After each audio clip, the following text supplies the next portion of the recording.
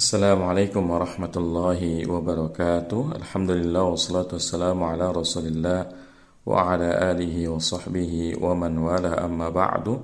Alhamdulillah, segala puji bagi Allah Subhanahu wa taala. Kita lanjutkan pembahasan dari kitab Al-Wadih fi Syarh Al-Ajurmiyah. Qala al-muallif hafizallahu taala ta'liqatun 'ala an-nass. Komentar-komentar atas teks kitab Matan Al-Ajurmiyah. Qala al-Imam Abu Abdullah Muhammad ibn Dawud ibn Ajurum As-Sinhaji atau As-Sunhaji rahimahullahu taala. Berkata Imam Abu Abdullah Muhammad bin Dawud bin Ajurum As-Sunhaji. Kalau di sini As-Sunhaji, tapi di banyak kitab As-Sinhaji. Semoga Allah merahmatinya. Bismillahirrahmanirrahim. Al-kalamu al-lafzul murakkabul mufilu bil wad'i wa qasamuhu salasatun ismun wa fi'lun wa harfun ja'a li ma'nan. Dengan menyebut nama Allah yang Maha Pengasih lagi Maha Penyayang, kalam adalah lafaz yang tersusun yang berfaedah dengan bahasa Arab, dan bagiannya ada 3, yaitu isim, fi'il, dan huruf yang memiliki arti. Aqulu muallifu hadhihi ar-risalati asy-syahirati bil ajurrumiyyati huwa al-imam Muhammad ibn Dawud Ibni Ajurum As-Sinhaji atau As-Sunhaji nisbatun ila qabilati Sinhajah, qabilatun min qabailil barbari. Aku mengatakan pengarang kitab yang terkenal ini, yang terkenal dengan nama Al-Ajurmiyah ini adalah Imam Muhammad bin Dawud bin Ajurum As-Sunhaji, sebuah nisbat kepada satu suku yang bernama suku Sinhajah, kabilah dari kabilah suku Barbar. Faqihun wa nahwiyyun wa muqri'un 'urifa bis-salahi wal wara'i, urida fi madinati Fasin fil maghribi sanata 672 min al-hijrati, wa tufiya fi Fasin sanata 723 min al-hijrah an 51 sanatan rahimallahu ta'ala. Beliau adalah seorang yang faqih, ahli fikih, ahli nahu, dan juga ahli qiraah, yang dikenal dengan kebaikannya dan juga kewara'annya. Dilahirkan di kota Fas di Maroko tahun 672 Hijriah dan wafat pada kota yang sama pada tahun 723 Hijriah berumur 51 tahun. Semoga Allah merahmatinya. Jadi dalam penamaan beliau ini ada perbedaannya. Pertama dari Ajurum, ini ada yang paling populer adalah Ajurum, tapi Asy-Syaikh Shalih Al-Utsaimin hafizallahu taala beliau menguatkan Ajuram. Karena setelah bertanya kepada orang-orang yang berasal dari suku Barbar di daerah Maroko, yang tepat menurut beliau adalah Ajuram. Tapi kebanyakan syarah yang saya tahu itu membacanya dengan Ajurum.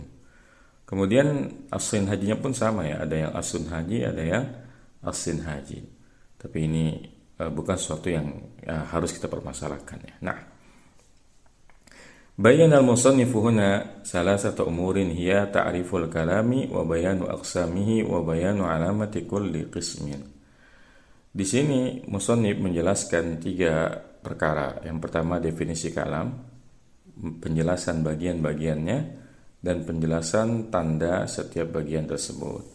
Faqala bismillahirrahmanirrahim, bada'a biha tabarrukan wa isti'anatan billahi ala ta'lifi hadzal musannafi wa iqtida'an bil Qur'anil Karimi war Rasuli sallallahu alaihi wasallam haitsu kana yabda'u rasailahu bil basmalati wa bada'a bil kalami li'anna abhasan nahwi taduru alaihi.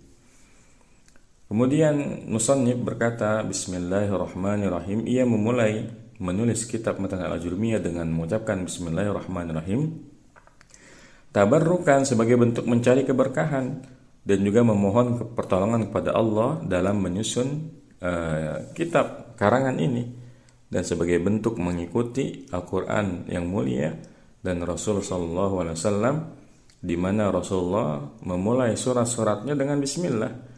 Begitupun memulai pembicaraan dengan bismillah.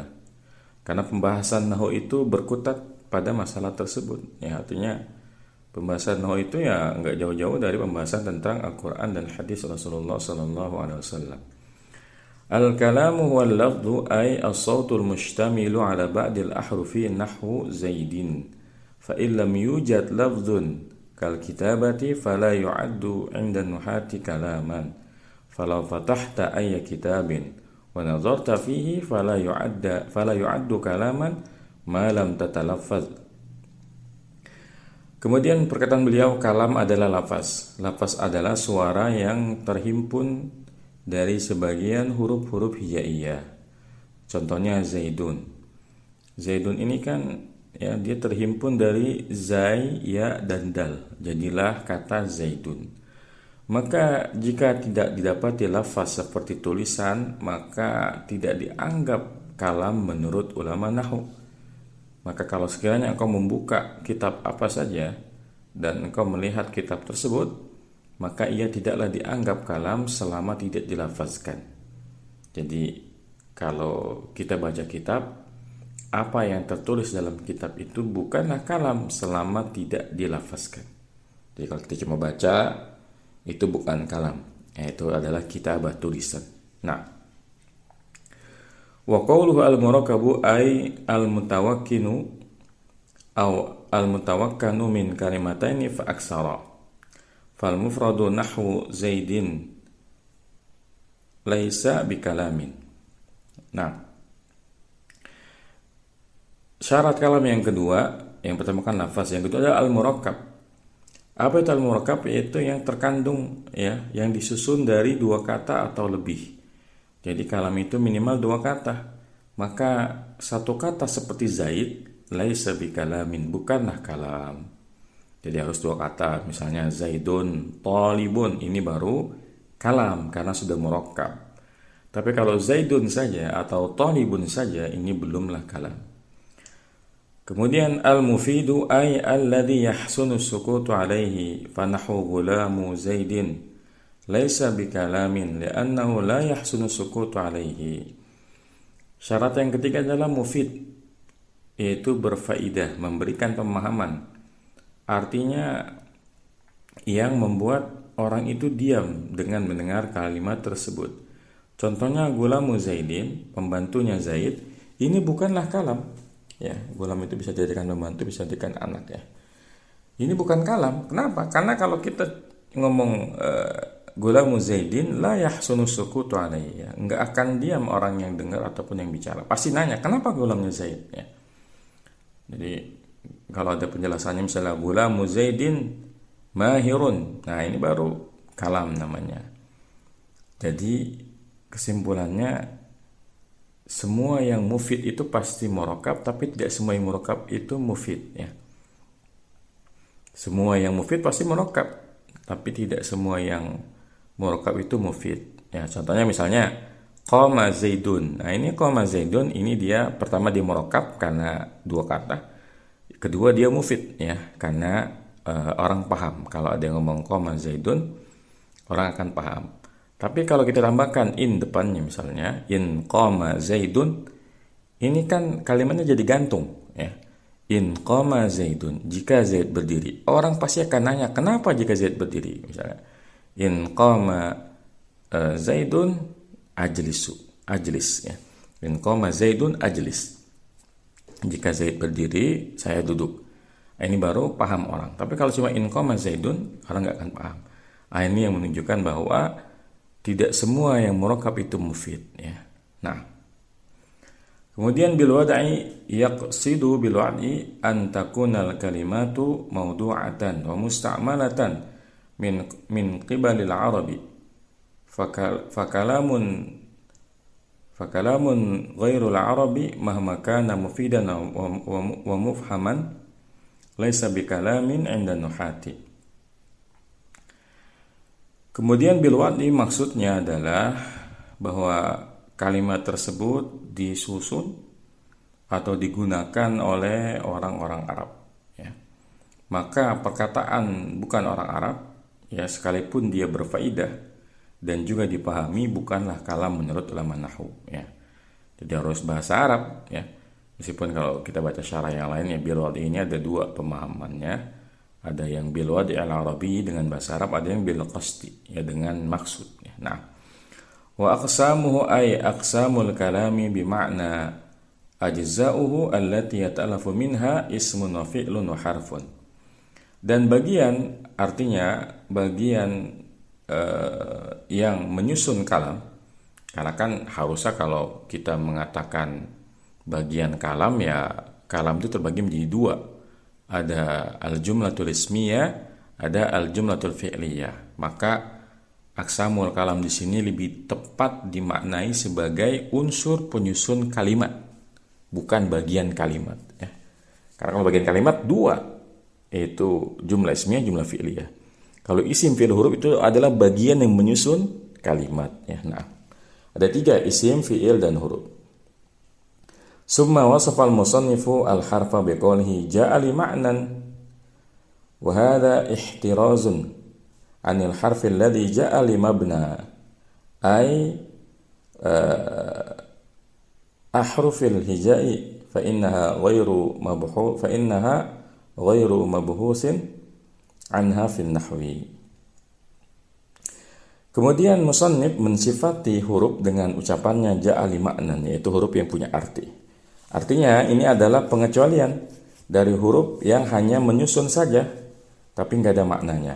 Jadi huruf itu ada dua, ada huruf ma'ani, ada huruf mabani. Huruf ma'ani adalah huruf-huruf yang punya arti. Misalnya al-wawu dan al-ba'u dengan al-lamu untuk, ya, kemudian at-ta'u demi, dan seterusnya. Ini namanya huruf ma'ani. Tapi ada huruf mabani, misalnya huruf ha. Huruf ha itu nggak ada artinya sampai dia disusun dengan huruf yang lain, ya.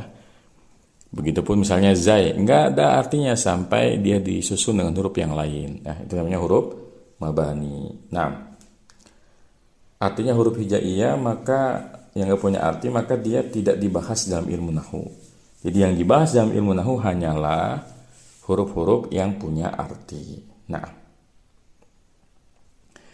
falismu yu'rafu bil khabdi wa tanwini wa dukhulil alif wal lami wa hurufil khabdi wa hiya min wa ila wa an wa ala wa fi wa rubba wal ba wal kaf wal lamu wa huruful qasami wa hiya al waw wal ba wat ta'u.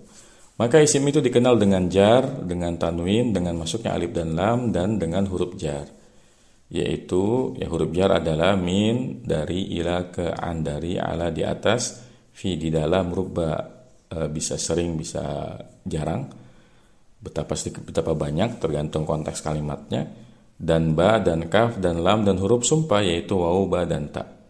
Wal fi'lu yu'rafu biqad wa sini wa sawfa wa ta'i ta'nisi sakinati, dan fi'il itu dikenal dengan qad, dengan sin, sawfa, dan ta' ta'nis sakinah, wal harfu ma la yasluhu ma'ahu dalilul ismi wala dalilul fi'li.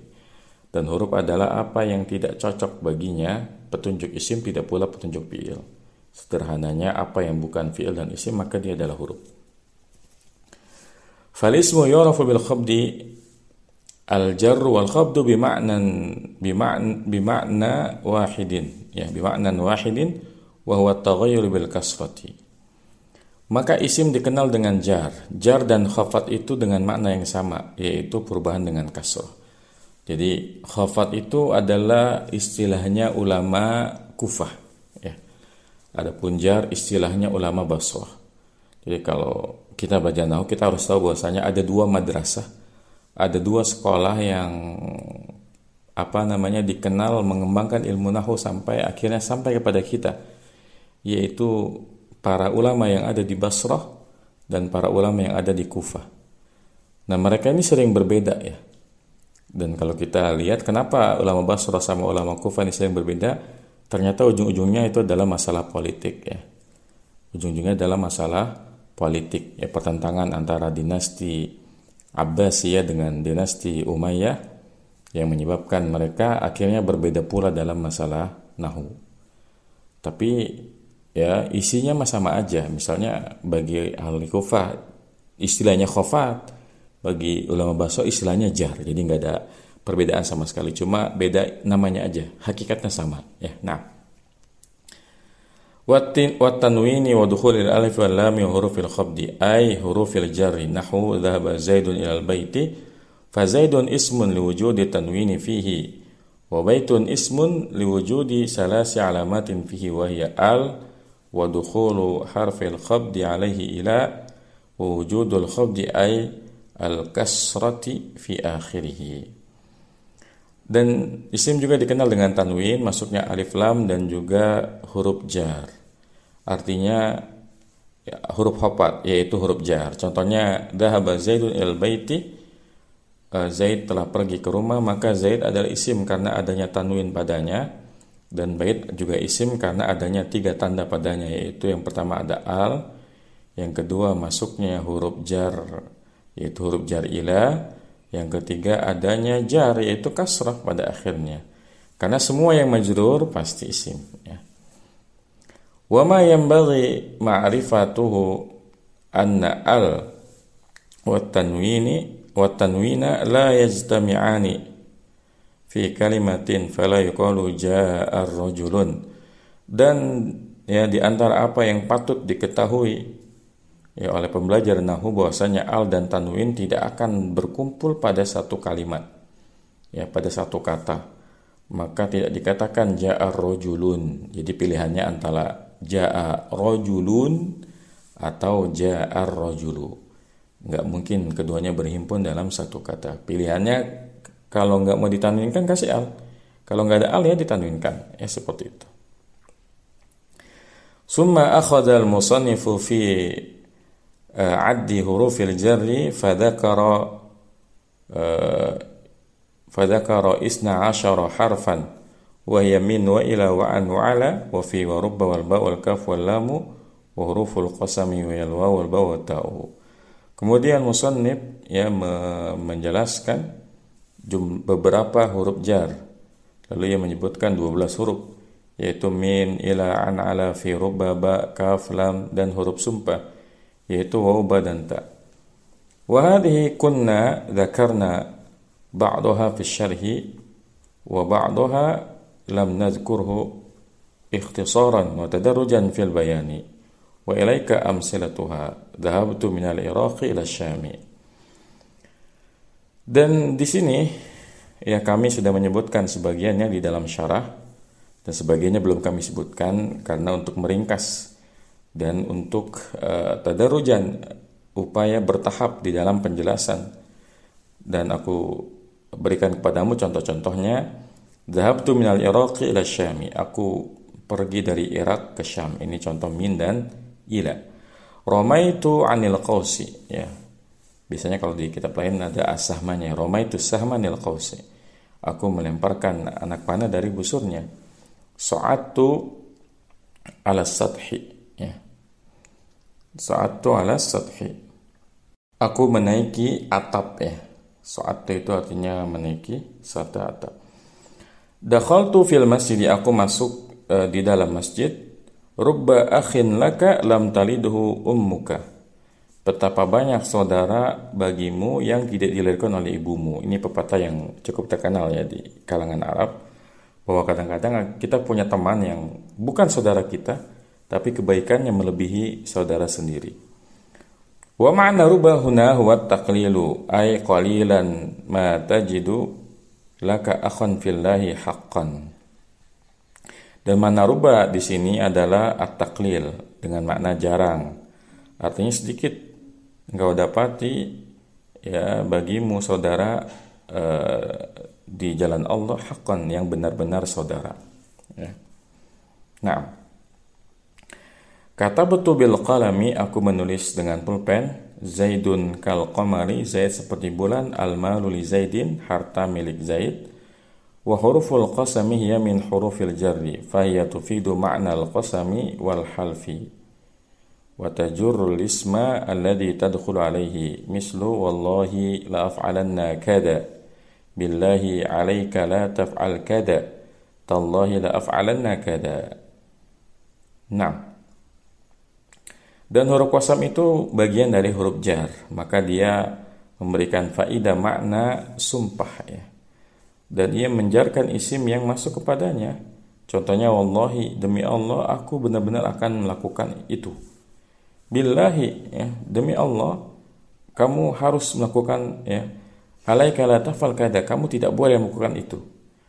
Tallahi la fa'alanna kada, demi Allah aku ya benar-benar akan melakukan ini.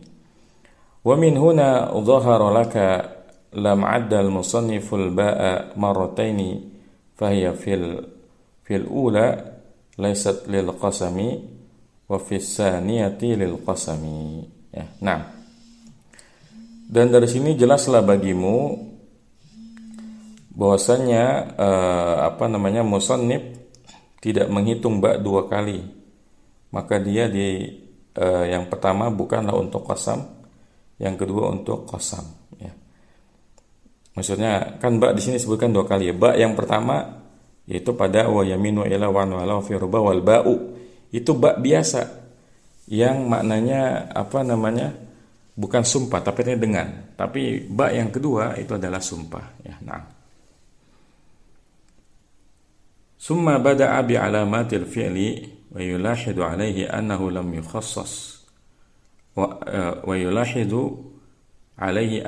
يخصص كل نوع من أنواع الفعل بعلامة كما فعلنا وذلك لأنه لم يقسم الأفعال هنا وسيقسمها فيما سيأتي إن شاء الله ولهذا لم يذكر هنا علامة للأمر. Kemudian beliau mulai menjelaskan tanda-tanda fi'il dan kalau diperhatikan ya bahwa beliau musannif tidak mengkhususkan macam-macam fi'il dengan tanda-tandanya sebagaimana yang kita lakukan. Yang demikian itu karena beliau tidak membagikan fi'il di sini. Ya, tidak membagi-bagi fi'il di sini dan beliau akan membagi-bagikan fi'il pada pembahasan selanjutnya insyaallah yaitu pada babul af'al. Jadi maksud dari pensyarah adalah di sini kan beliau hanya menyebutkan wal fi'lu yu'rafu bi qad wa sini wa saf wa ta'nis sakinati tanpa menjelaskan qad itu tanda untuk fi'il apa, sin tanda untuk fi'il apa, saf untuk fi'il apa dan seterusnya. Karena di bab ini beliau belum mau menjelaskan pembagian fi'il ya. Pokoknya fi'il. Adapun pembagian fi'il menjadi tiga yaitu madin, mudhari dan amr nanti baru akan dibahas di babul af'al. Walihada oleh karena itu beliau tidak menyebutkannya di sini tanda untuk amar.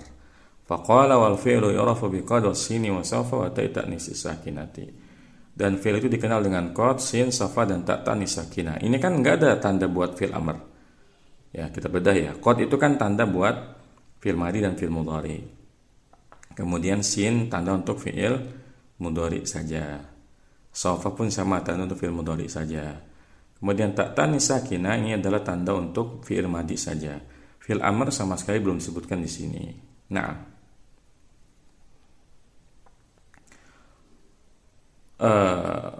qad mushtarikatan bainal madhi wal mudhari'i mislu qad qamatis shalah.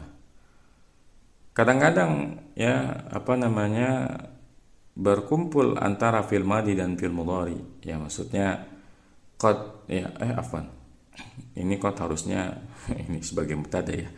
Qad mushtarikatun bainal madhi wal mudhari'i mislu qad qamatis shalah wa qauluhu ta'ala qad nara taqalluba wajhika fis sama'. Qad itu bisa dipakai untuk fi'il madhi dan juga untuk fi'il mudhari ya, jadi bersekutu dia. Berlaku untuk fi'il madhi dan fi'il mudhari. Contohnya qad qamatis shalah setelah qad fi'il madhi. Dan contohnya firman Allah Ta'ala qad nara taqalluba wajhika fis sama, sungguh kami telah melihat bolak-baliknya wajahmu ke langit. Maka di sini qad nara setelah qad adalah fi'il mudhari. Karena memang qad bisa masuk ke fi'il madhi, bisa masuk ke fi'il mudhari. Wasinu wa sawfa lil mudhari faqat nahwu qali ta'ala sayuhzamul jam'u wa yuwalluna dubur ya. Golongan itu akan dikalahkan dan mereka akan mundur ke belakang. Nah, di sini sin setelahnya adalah fi'il mudhari. Wa qauluhu sawfa nuslihim nara ya, kami akan masukkan mereka ke dalam neraka. Di sini setelah sawfa adalah fi'il mudhari. Wa ta'u ta'nisi khassatun bil madhi mislu qawlihi qalat rabbi ibni li 'indaka baitan fil jannah. Dan ta'nis sakinah khusus untuk fi'il madhi saja. Contohnya firman Allah Subhanahu wa taala, Qalat, ia berkata, wahai Rabbku, bangunkanlah untukku di sisimu rumah di dalam surga. Wa amma alamatul harfi fahiya adamu qabuli adillatil ismi ay alamatihi wala adillatil fi'li. Walihada qala wal harfu ma la yasluhu ma'ahu dalilul ismi wala dalilul fi'li.